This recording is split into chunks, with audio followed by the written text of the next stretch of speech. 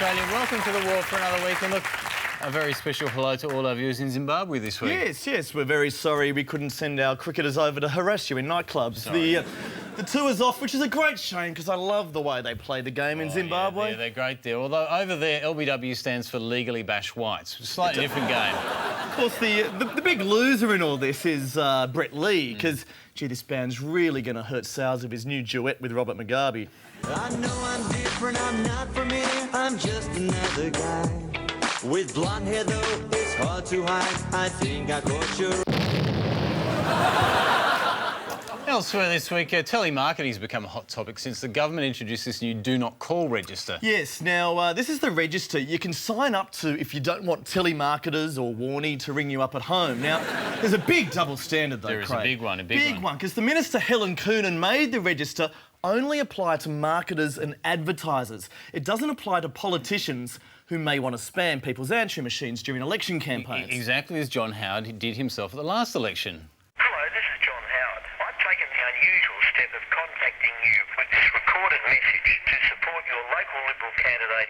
6 bloody times John Howard rang me with that message. It's terrible. It's not on. How would he like it if someone spammed him that often? Well, it's funny you say that, Chris, because I followed the PM for a whole day to show him just how annoying political telemarketing is. Hello, this is John Howard. I've taken the unusual... Hello, this is John Howard. I've taken the unusual... It's not annoying. Helen says so, Prime Minister. Can you get him to ban this? to support your local Liberal candidate, He loves his voice. Andrew Laming. I know Andrew Laming, and I know he will Is get it things annoying done yet? for Bowman. This is John Howard on behalf of Andrew Laming. Thank you for your time. Hello, this is John Howard. I've taken the unusual step of contacting you with this It's not recorded annoying. message Helen Coonan said it's not annoying. It's Liberal okay. candidate in Bowman. It's quite good. It's part of the political process. I know Andrew Laming, and I He know likes he it. will get things done for Bowman. This is John Howard on behalf of Andrew Laming. Thank you for your time. With your local Liberal Which candidate office is it? I in can direct Bowman, it up to him. Andrew Laming. I know Give me the Andrew phone Laming, number. and I know he will get Andrew Laming, and I know he will get things done for Bowman. This is John Howard on behalf of Andrew Laming. Thank you for your time. Hello, this is John Howard. I've taken the unusual step of Is it annoying contacting you yet? with this recorded message Is it annoying to support yet? your local Liberal candidate in Bowman, Andrew Laming. I know Andrew Laming. I've Surely taken now the you can put it on the unusual Do Not step of Call contacting register. you with this recorded message Please. today in Bowman, Turn to Andrew residents. Laming. I know Andrew Laming, Can and you I get know Helen he Coonan will to get ban it? things. I don't want to wake up Jeanette.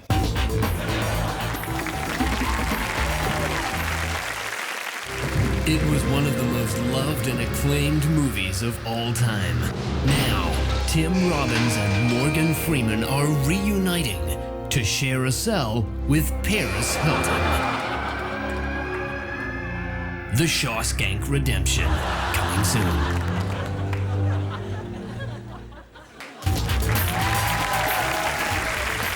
Now, Chaz, I know you well, and you are a big karaoke fan, aren't you? I love my karaoke. It's kind of like my own private Eurovision. Yeah, I guess the thing that people love about karaoke is it's the chance to be in the spotlight, you know, and it's the same at those open mic nights at pubs. People get up, read their poetry, do some stand-up, that sort of Well, thing. people love performing, don't they? I mean, you give them a microphone, you'll never hear the end of them. Yeah, well, that's right. And I've got news for those people. You don't need to go to pubs to find yourself an open mic.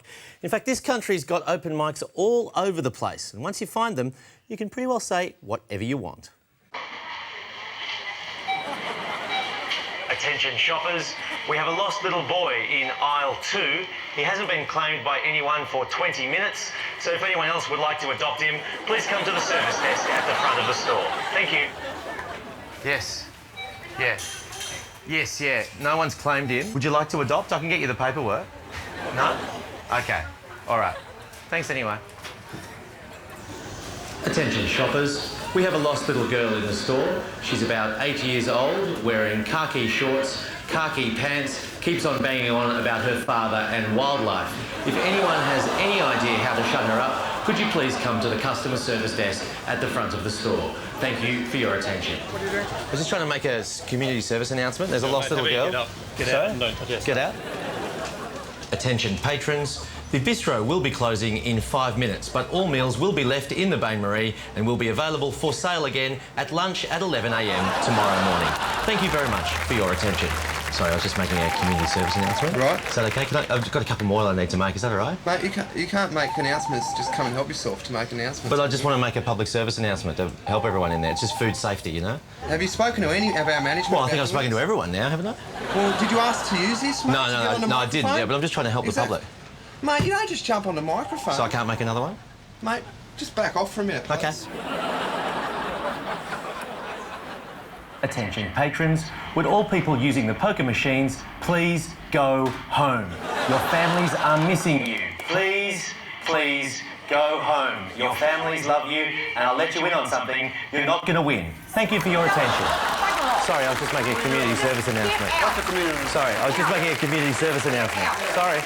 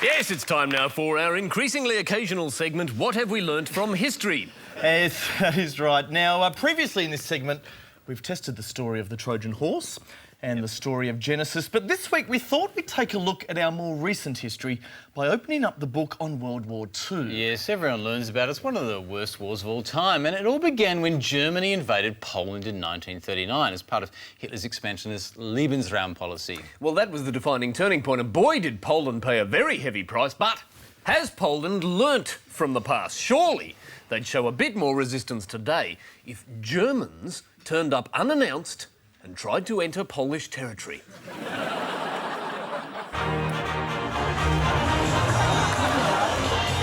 Germany. Ja, Deutschland.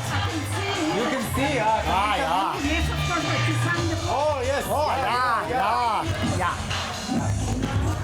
Dankeschön.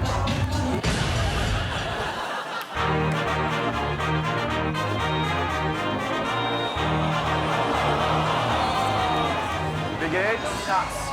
Yes, of course. Okay, kommen Sie da. We sign here? You sign We here. sign? Two for the dance. Vielen We want Dank. to dance with our German friends. Okay. Okay, good. Danke. That's all right.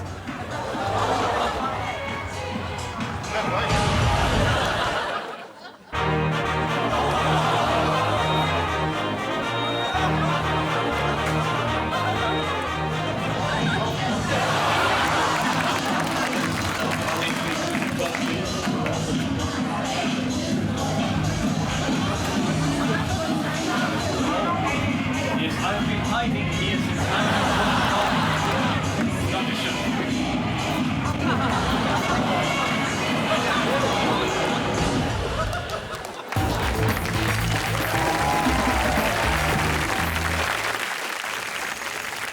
good year for union bosses. What's the latest?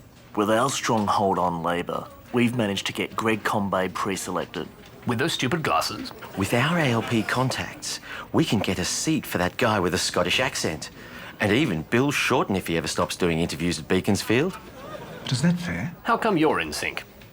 Let's make sure Rudd knows who really runs this party. Okay, next item. Shithouse dubbing. Written by the ACTU, authorised by the ACTU, in fact everything about it by the ACTU. I wanted to voice copyright commercials, but they said I spoke too fast.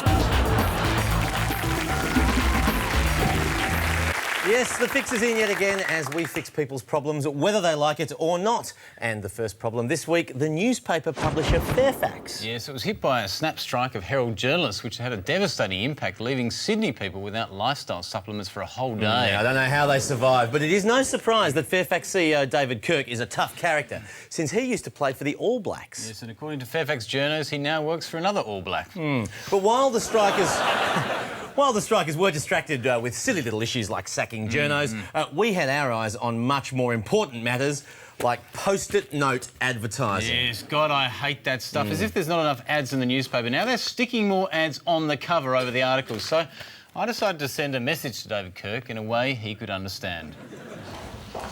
Hello, David. We just got a message from the breeders of newspapers. I just want to give you a message, okay? Just want to give it. It's just a message, just a quick message. They're very annoying, aren't they? Can you just get the message, okay? Just a couple of things, okay? Sorry, I just want to get the message through. Just go. Thank you. All right. OK, then on to the next problem. Sheikh Al-Hilali. Now, he's only just been cleared of funding terrorist organisations, but the cops are already investigating him for something else.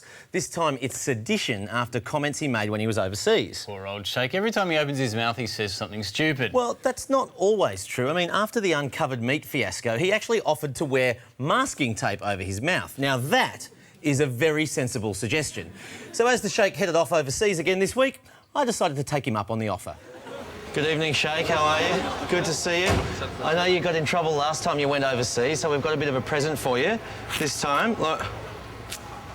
Some gaff tape. It's gaff tape, but look, it works really well.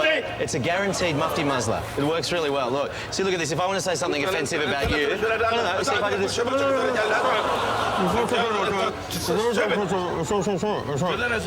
And that way you can't hear what I've said. Exactly, you see? That works fine. There you go.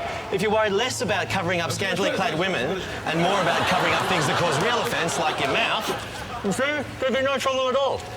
You're just trying to cause less controversy next time. No, we're just trying to cause you less controversy. It's a guaranteed mufti muzzler. Look, this way you don't get into any trouble at all. Come on, mufti. Come on, Sheikh. I'm just trying to help you out. Oh, well, bon voyage.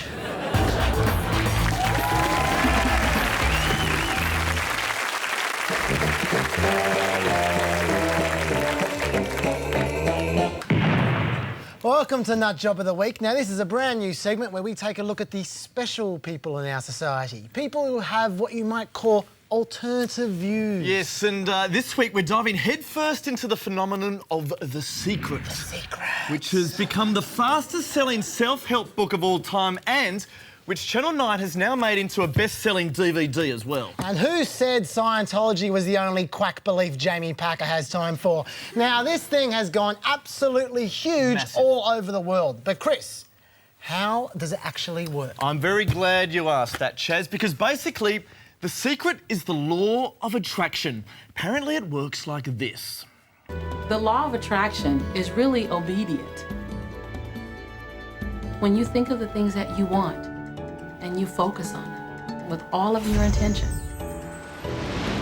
the law of attraction will give you what you want every time. Stare at something long enough and soon it shall be yours. It sounds so simple. Simple for you, maybe. I've been staring at jewellery shops all bloody week and I've got bugger all the show for it. Where's my necklace? Look, that is a very negative attitude, Shaz. You need to think more positively. It's all up here in the mind. You need to visualise it up in your head, just like this guy, David Shermer, does. I would visualise a car space exactly where I want it, and 95% of the time it would be there for me, and I just pull straight in. So I do that all the time. Wow. A guaranteed car space every day just by visualising it. Now that has got to be worth a try. Oh dear, there's no parking spots anywhere. Stuff this. Let's do it.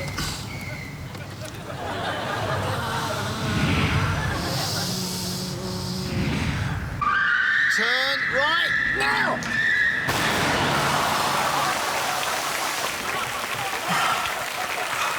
What the fuck was that?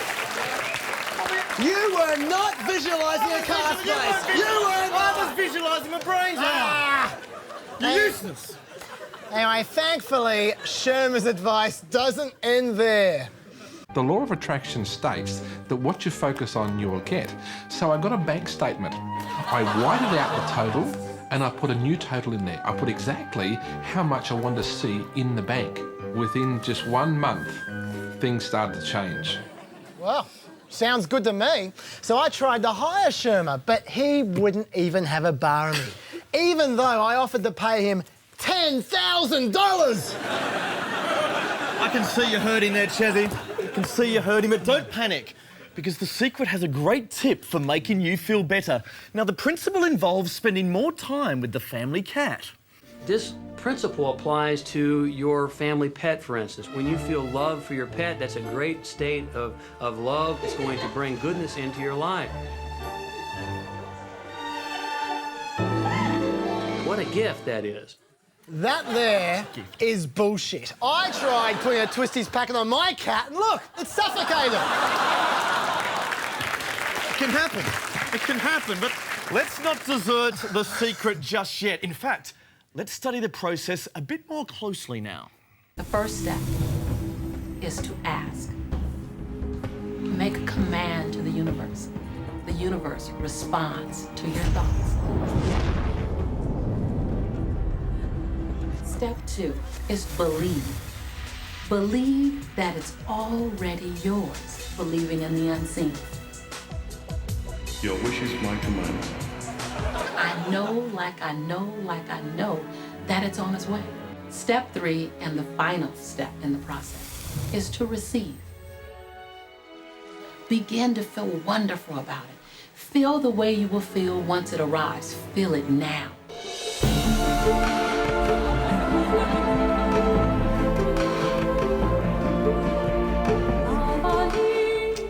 I get it now. I get it now. You ask and you believe, and then you receive the bike from the old pedophile.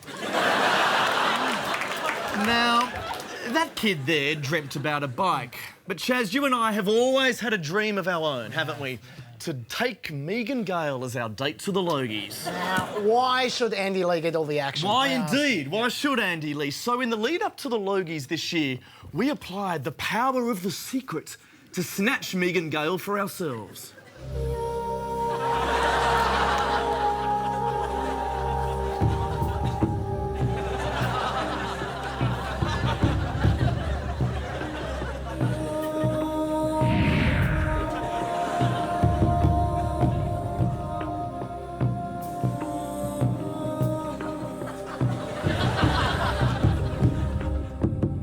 We asked and believed for a whole month, and what do you know, come Logies night...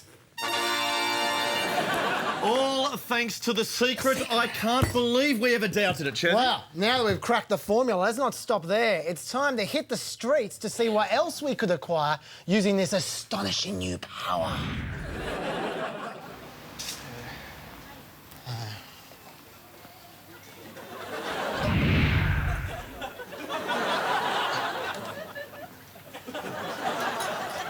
Cheers. What are you doing? Oh, we believe we own them. These are ours. I own them. I don't know. What do you mean? The universe has given us these clothes. Hang on. It's the law of attraction. Hey. No. Have you seen The Secret, It's mate? The Secret. You've got to get on board, man. These are ours. These are ours, mate. You should visualise them back. Excuse me. I think your machine's broken. No. You understand, we visualise them up here, so they become ours. I've been thinking about underpants all night. I believe you're in our car. What are you doing? You're stealing our car. Give us our car back.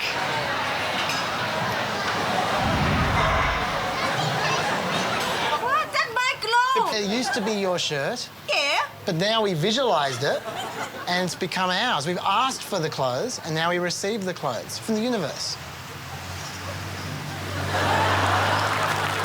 She doesn't believe.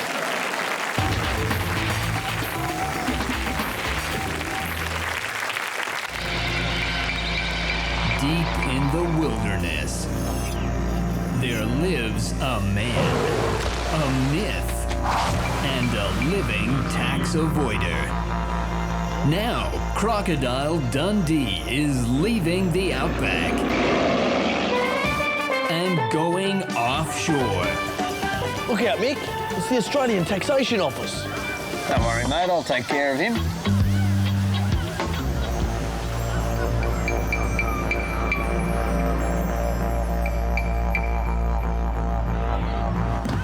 Paul Hogan, John Cornell, Crocodile Dundee in Bermuda. Now showing in tax havens everywhere.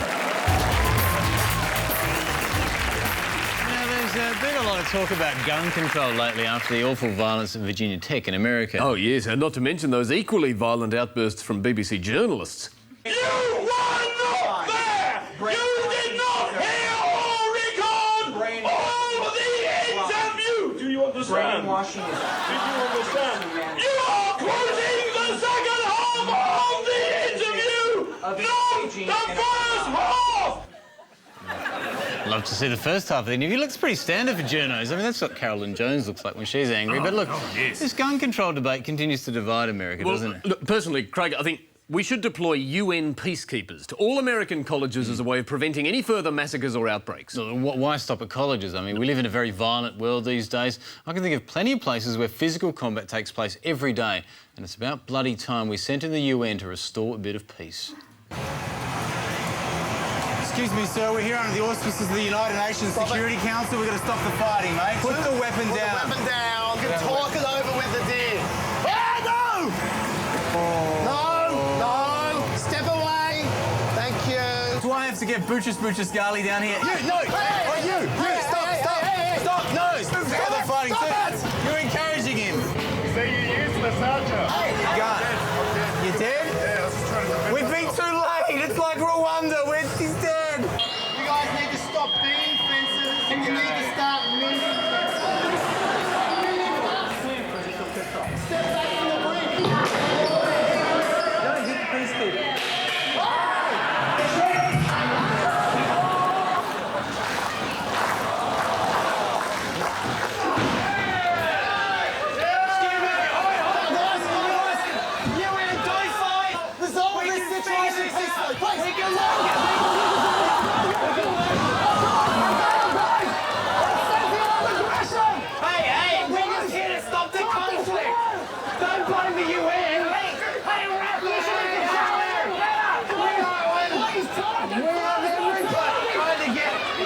Section 7 of the UN Charter, the Security Council is allowed to intervene in any conflict that's happening.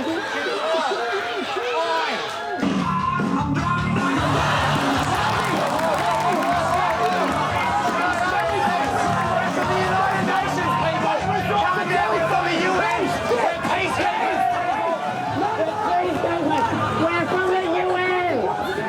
Hey, I'm from the Security Council! I'm from the Security Council!